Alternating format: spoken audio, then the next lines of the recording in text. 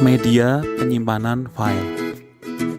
Tujuan pembelajaran, jadi setelah mempelajari materi ini, mahasiswa mampu menjelaskan jenis-jenis media penyimpanan. Media penyimpanan, jadi di sini data storage atau penyimpanan data itu merupakan perangkat keras begitu ya, atau hardware. Itu dapat digunakan begitu sebagai tempat penyimpanan data pada sebuah hardware komputer. Jadi sehingga bisa dibuka dan dibaca kembali begitu untuk dilakukan proses ulang. Penyimpanan data adalah salah satu inti dari teknologi informasi atau TI, rantai dari produksi data, transfer, penyimpanan berbagai file, dan akhirnya ke pengolahan data.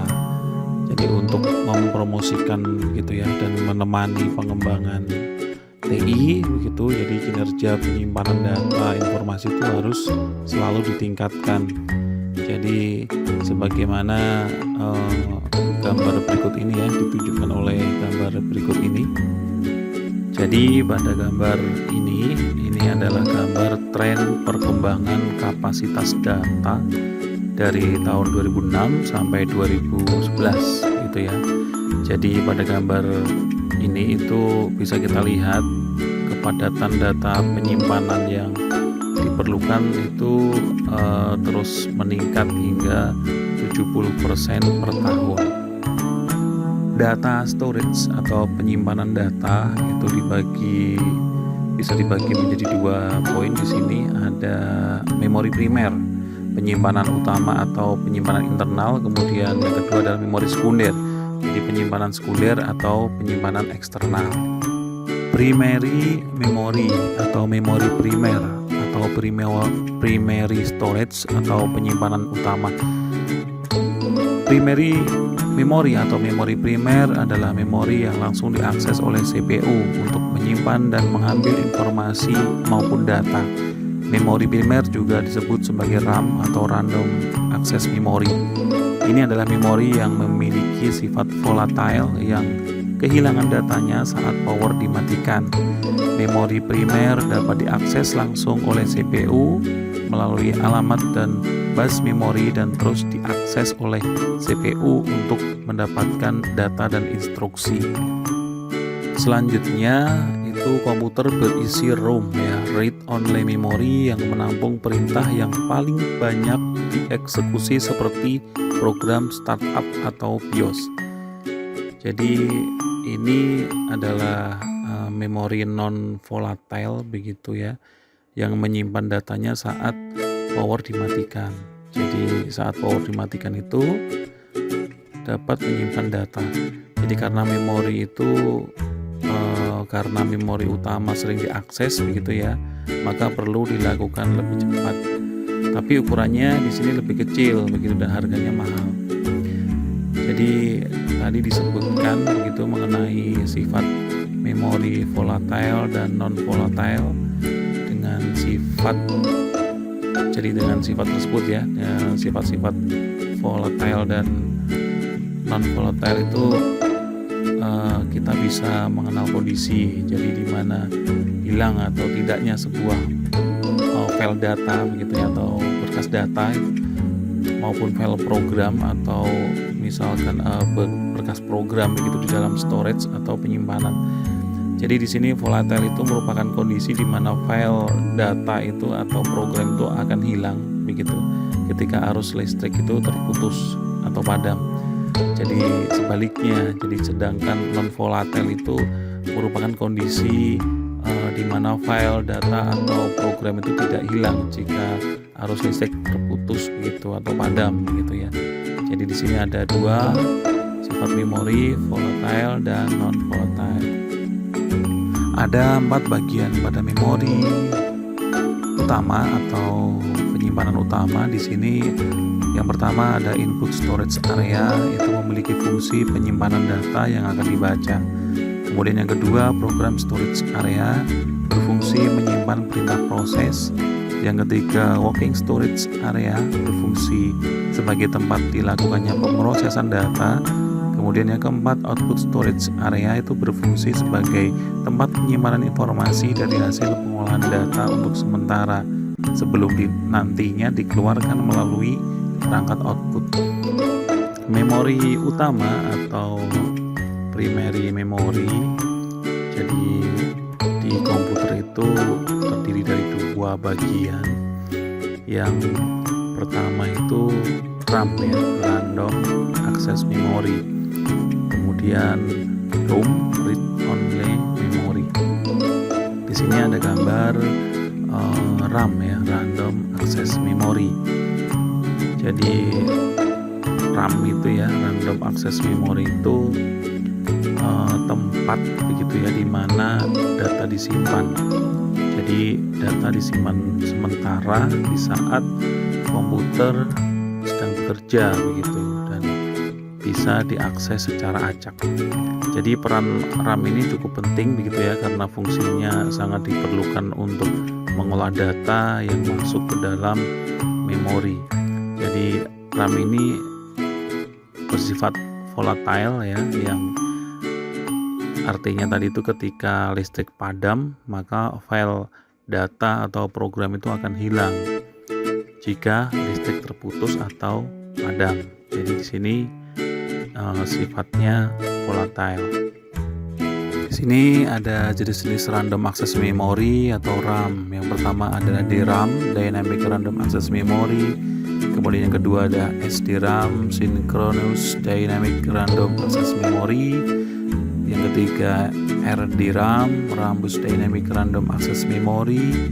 Yang keempat SRAM, Static Random Access Memory. Yang kelima EDORAM, Extended Data Out Random Access Memory.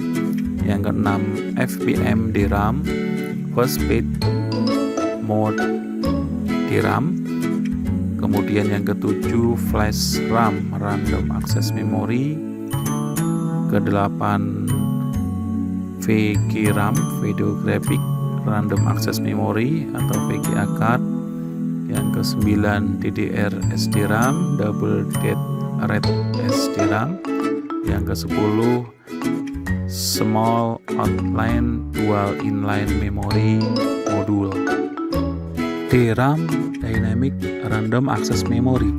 Jadi DRAM adalah sebuah memori semikonduktor yang membutuhkan kapasitor sebagai sarana untuk memproses data. DRAM dalam strukturnya menggunakan satu transistor dan kapasitor. Hal tersebut membuat DRAM mempunyai kepadatan yang baik. DRAM sendiri mempunyai gelombang kerja di antara 4,7 MHz sampai 40 MHz. SDRAM atau Synchronous Dynamic Random Access Memory.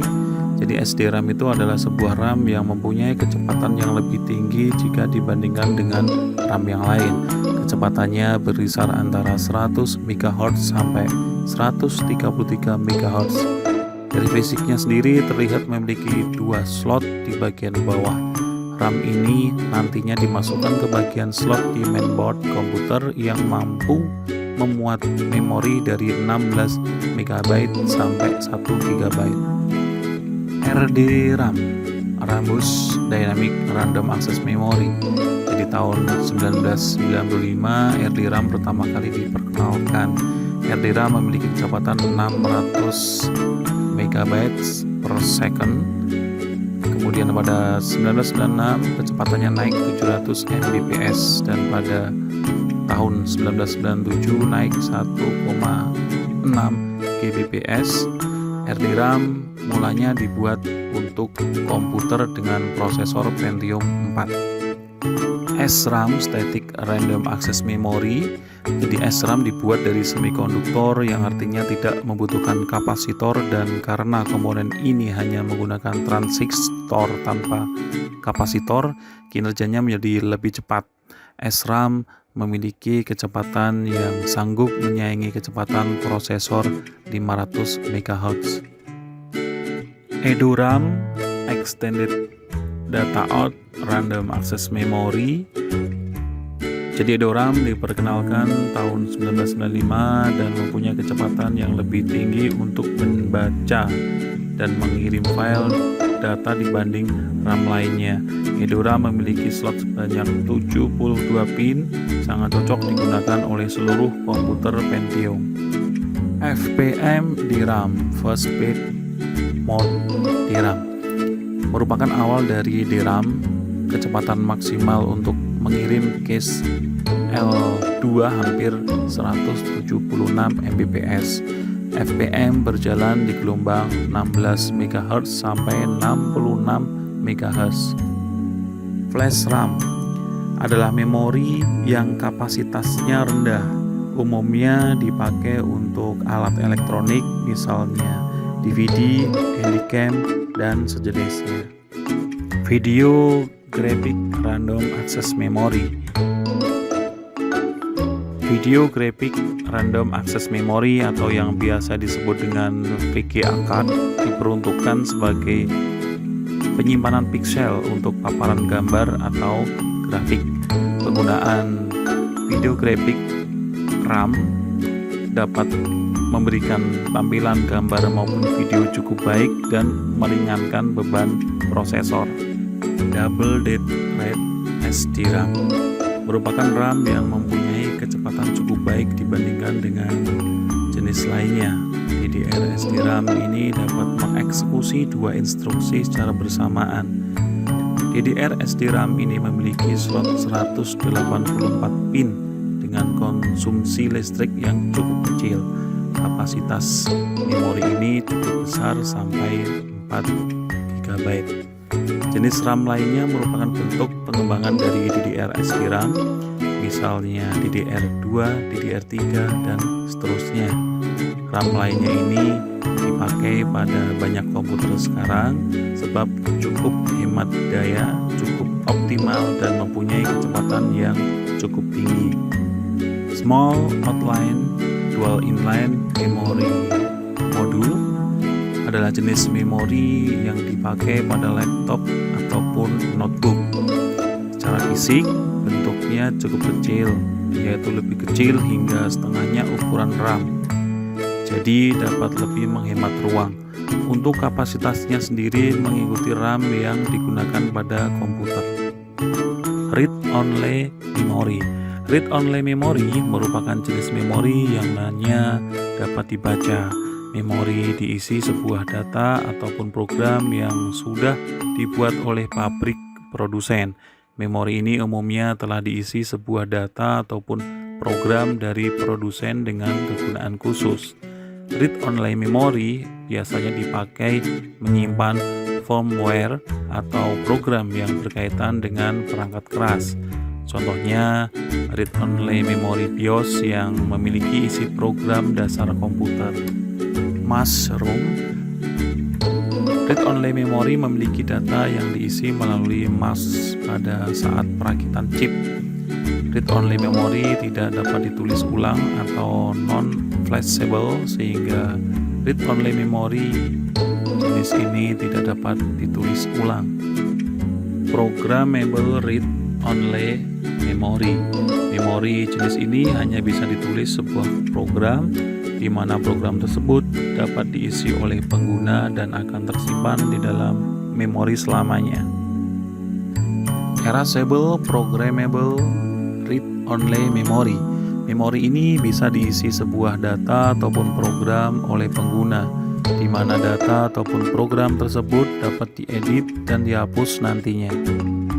Electrically Erasable Programmable Read-only Memory.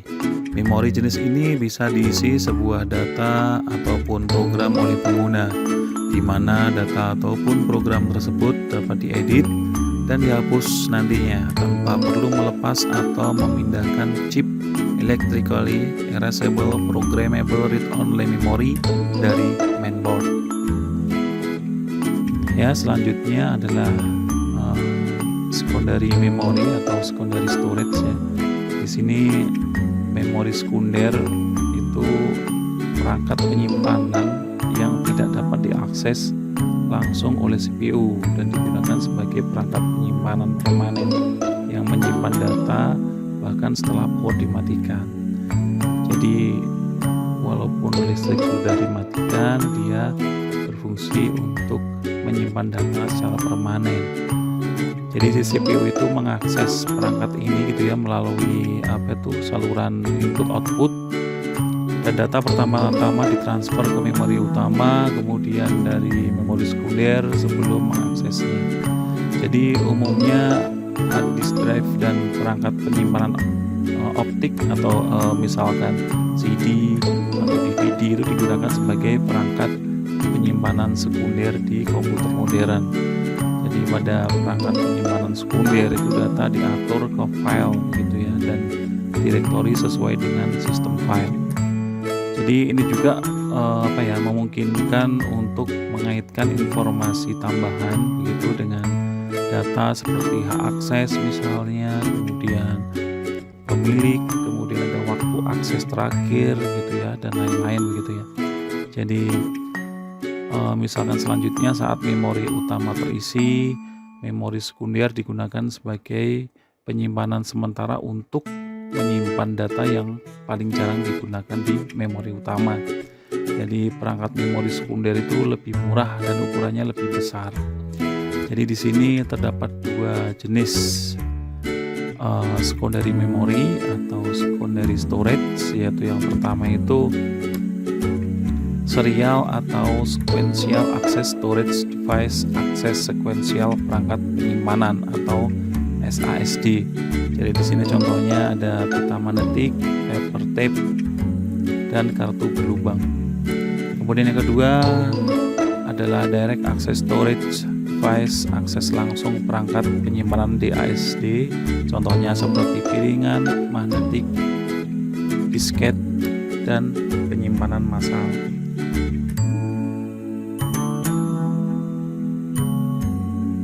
Magnetic data storage adalah alat penyimpanan yang populer untuk peningkatan kepadatan atau density penyimpanan ketika ukuran domain dikurangi menjadi kurang dari 100 nanometer.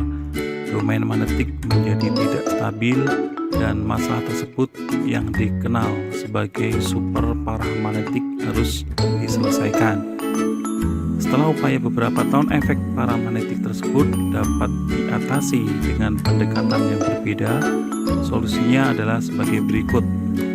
Yang pertama, perpendicularity magnetic recording atau PMR, laser atau head assistant magnetic recording atau LAMR atau HAMR, dan alternate media magnetic recording atau PMMR.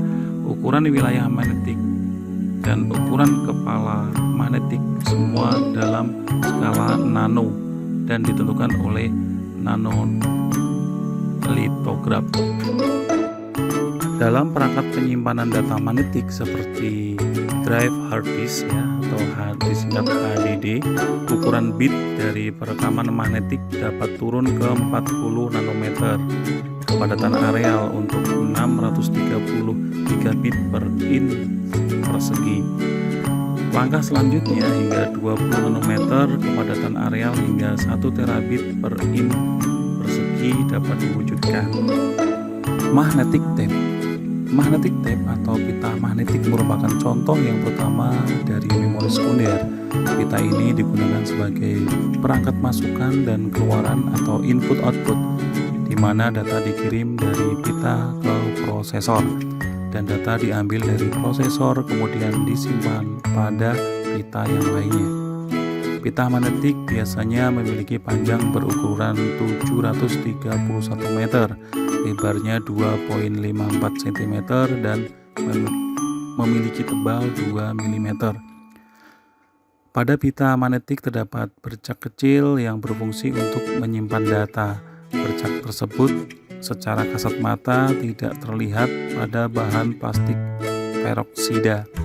Bahan plastik ini disebut sebagai Mayfar dan memiliki cara akses tersendiri, yaitu tape drive.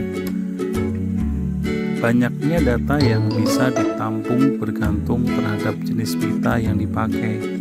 Pita dengan panjang 731 meter umumnya bisa menampung data sebanyak 23 juta karakter. Untuk penyimpanannya sendiri pada pita jenis ini dengan cara sekuensial. Representasi data dan kepadatan pada magnetic tape atau pita magnetik. Pada media pita yang berbentuk bercak magnetik pada lapisan bahan plastik peroksida, data akan direkam secara digit. 1 bit dinyatakan sebagai magnetisasi positif dan sebaliknya 0 bit dinyatakan sebagai magnetisasi negatif atau sebaliknya.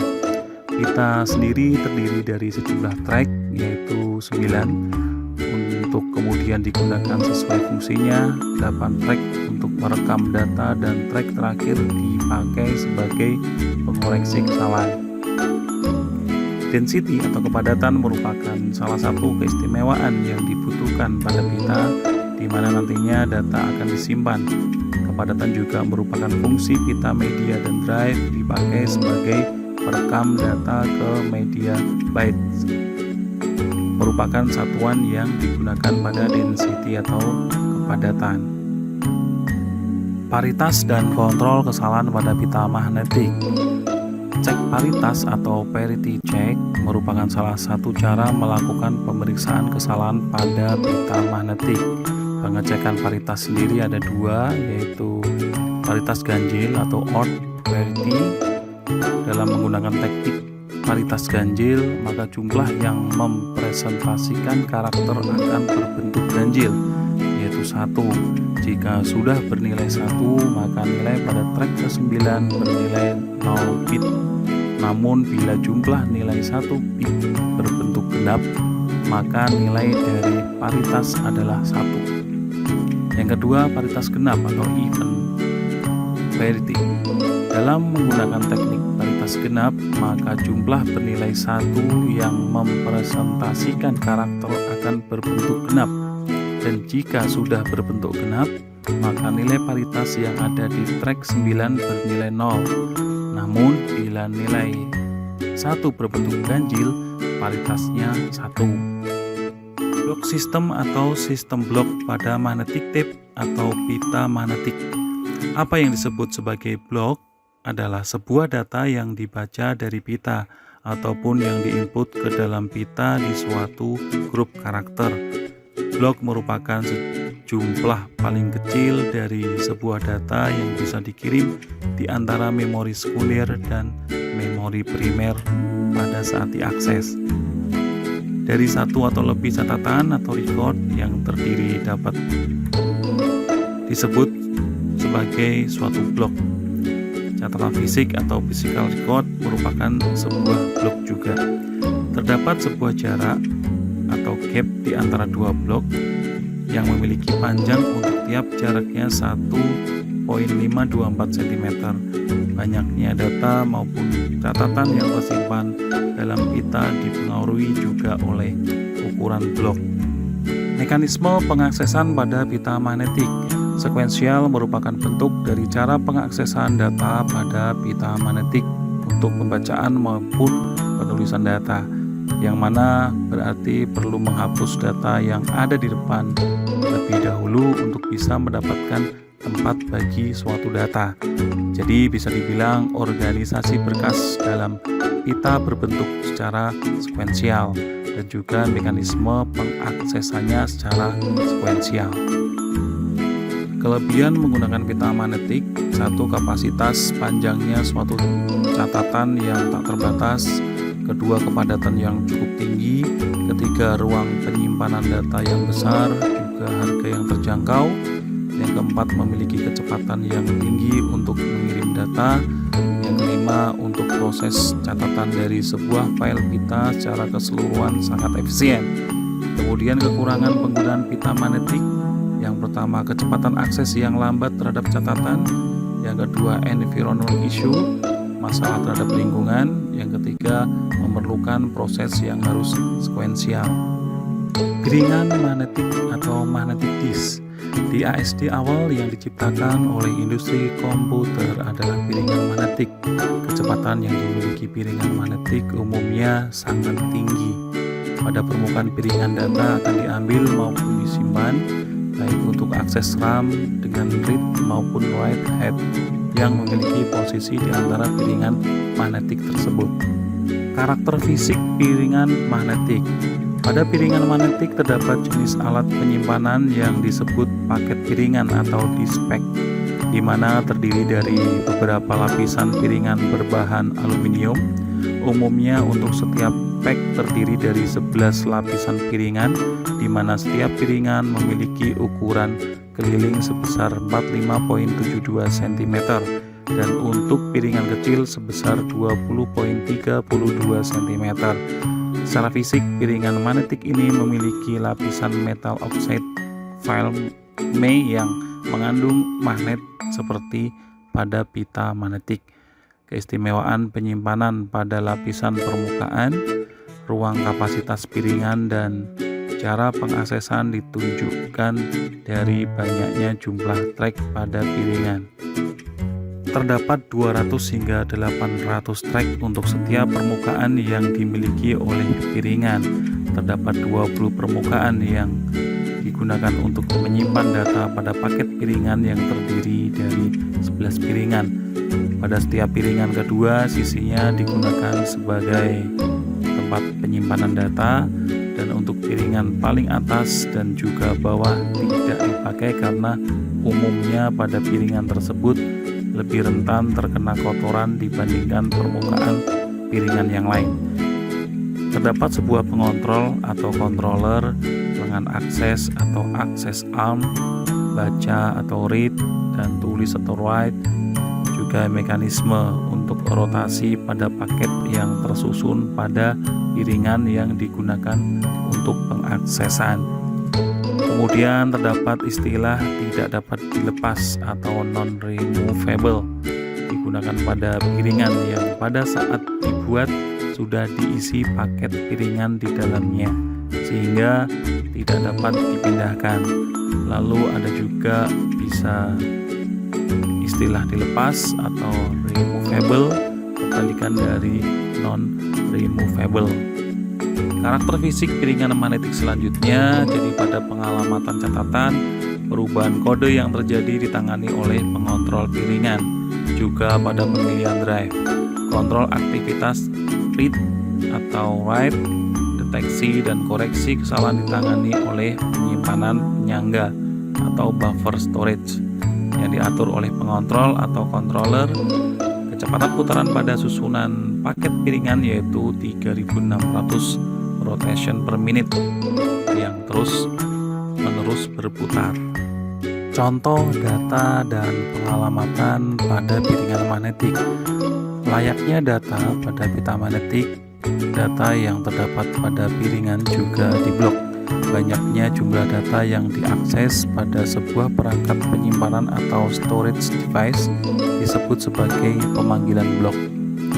Agar data dapat diakses oleh sebuah program komputer, maka data dari piringan perlu dipindahkan terlebih dahulu ke penyangga atau buffer pada penyimpanan utama.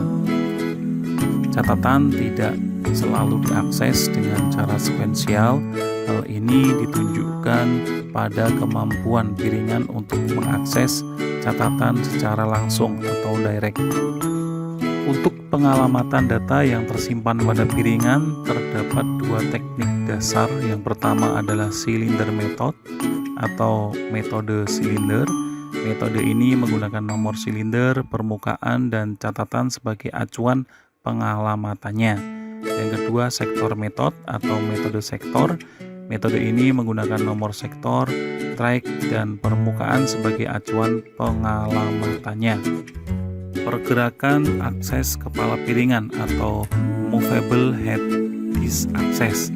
Untuk setiap catatan yang ada, pergerakan akses kepala piringan memiliki read atau write untuk tiap permukaan piringan penyimpanan. Sekumpulan posisi akses lengan yang digunakan merupakan sistem mekanik.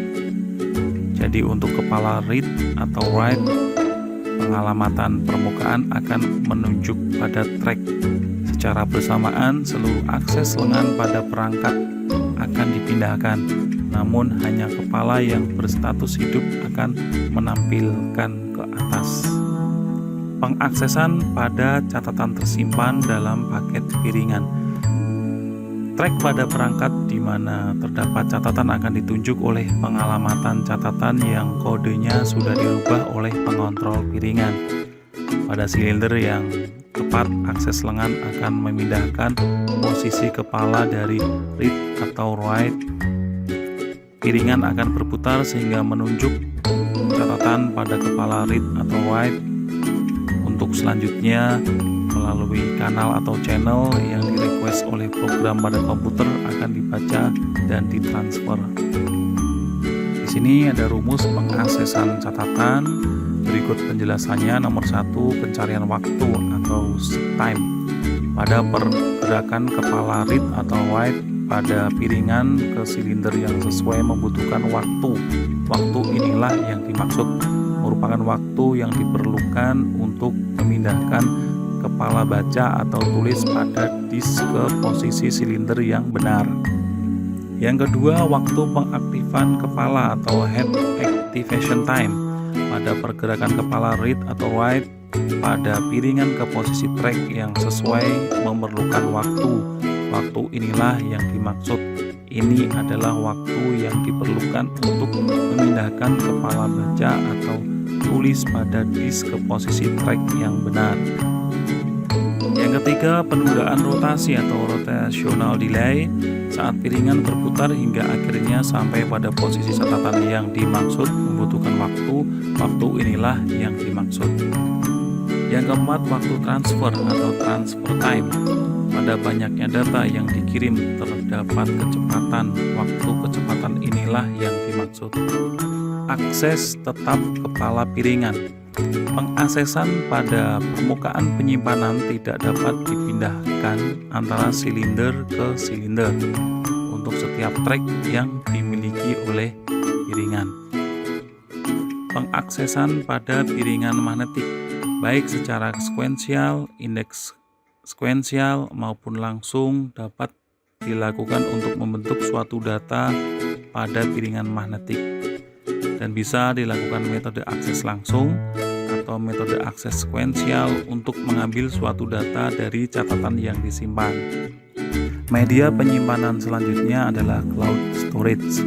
Cloud storage atau penyimpanan awan berfungsi sebagai komponen fundamental untuk sejumlah besar layanan yang diberikan oleh penyedia jasa cloud. Di sini ada cloud storage arsitektur ya.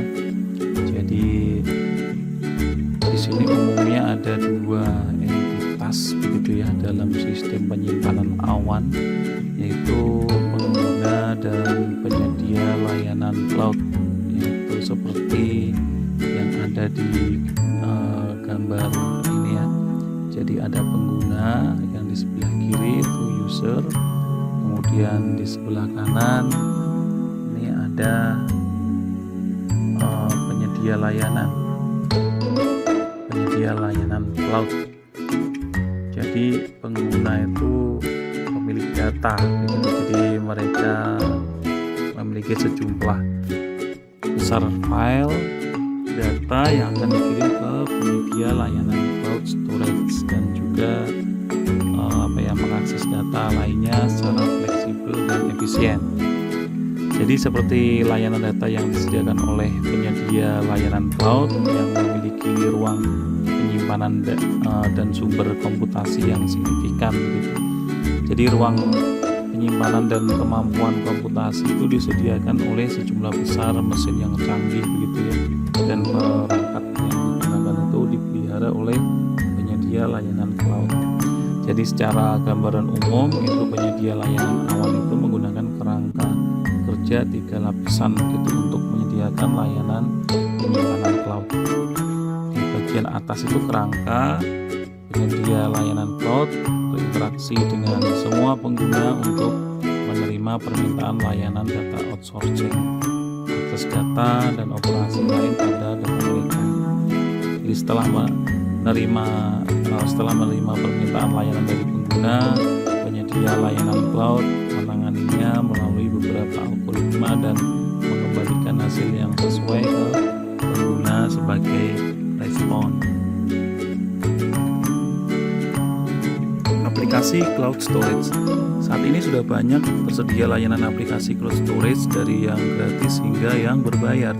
Tentunya layanan berbayar memiliki banyak kelebihan, misalnya seperti keamanan, kecepatan transfer file, dan lainnya. Berikut beberapa aplikasi cloud storage yang cukup populer, yaitu Google Drive, Dropbox, OneDrive, Box, Mega Drive, Bitcasa. Aplikasi-aplikasi cloud storage di atas dapat digunakan secara gratis, tentunya dengan limit tertentu yang sudah ditentukan. Jika kita memerlukan kapasitas penyimpanan yang lebih besar, kita bisa menggunakan layanan premium dari aplikasi-aplikasi tersebut. Manajemen penyimpanan. Manajemen penyimpanan mendefinisikan bagaimana sistem operasi berinteraksi dengan disk dan media penyimpanan. Contohnya seperti OS Windows menyediakan dukungan untuk berbagai jenis media penyimpanan, termasuk hard drive, drive, tape, dan penyimpanan jaringan seperti storage area network dan Internet Small Computer System Interface. Berikut ini kita akan melihat penyimpanan pada hard drive, karena hard drive telah lama menjadi media penyimpanan utama untuk komputer. Sebuah disk terdiri dari sektor yang merupakan blok dengan ukuran tertentu yang memiliki alamat. Sebuah hard drive terdiri dari serangkaian blok. Ukuran blok telah dari 2-8 KB dan blok memiliki angka dari 0 ke atas. Satu tugas untuk sistem operasi adalah mengelola hard drive. Ketika file baru akan disimpan, sistem operasi harus mengalokasikan ruang pada hard disk. Beberapa cara untuk melakukan ini adalah: satu, alokasi interkoneksi; yang kedua, daftar terpaut; yang ketiga, pemetaan berkas; yang keempat, indeks alokasi. Alokasi interkoneksi berarti bahwa file disimpan dalam blok yang terurut, misalnya 1 sampai dengan 7 dan seterusnya. Sistem operasi hanya perlu melacak mulai blok dan jumlah blok yang menempati file. Masalah pada alokasi interkoneksi adalah sebagai berikut. Yang pertama, alokasi interkoneksi ini tidak selalu bersebelahan blok bebas pada hard disk saat membuat file. Yang kedua, ketika memperluas file, blok bebas mungkin tidak tersedia sehingga ekspansi tidak akan terus-menerus atau terhenti. Cara lain untuk melacak file adalah dengan menggunakan daftar terpaut. Setiap blok memiliki pointer yang menunjuk ke blok berikutnya dalam file. Oleh karena itu, blok tidak perlu urutan yang berturut-turut. Kelemahan dari daftar terpaut adalah bahwa jika pointer tidak diposisikan dengan benar ke blok. Pemetaan berkas adalah peningkatan dari daftar terpaut. Semua pointer berada di satu tempat. Jadi dengan cara lain kita mendapatkan pemetaan berkas.